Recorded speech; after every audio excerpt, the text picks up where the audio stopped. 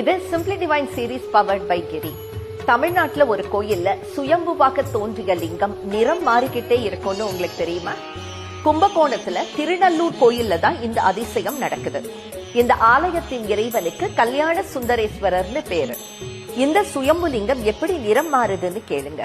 காலையில 6 மணிலேருந்து 8:24 மணி வரைக்கும் காப்பர் கலர்லயும், 8:25 10:48 மணி வரைக்கும் இளம் சிவப்பு நிறத்திலையும், 10:49 மதியம் 1:12 வரைக்கும் உருகிய தங்க நிறத்திலையும், 1:13 3:30 மணி வரைக்கும் நவரத்ன பச்சை நிறத்துல தெரியுமா.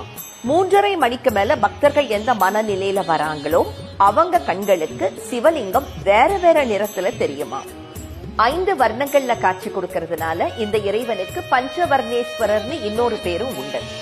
இங்கதான் இறைவன் திருநாவுக்கரசருக்கு திருவடி சூட்டினாராம். அதனால பெருமாள் கோயில்ல இருக்கிற மாதிரியே சடாரி வழக்கம் இந்த சிவன் கோயில்லையும் உண்டு. நமசிவாய நமசிவாய.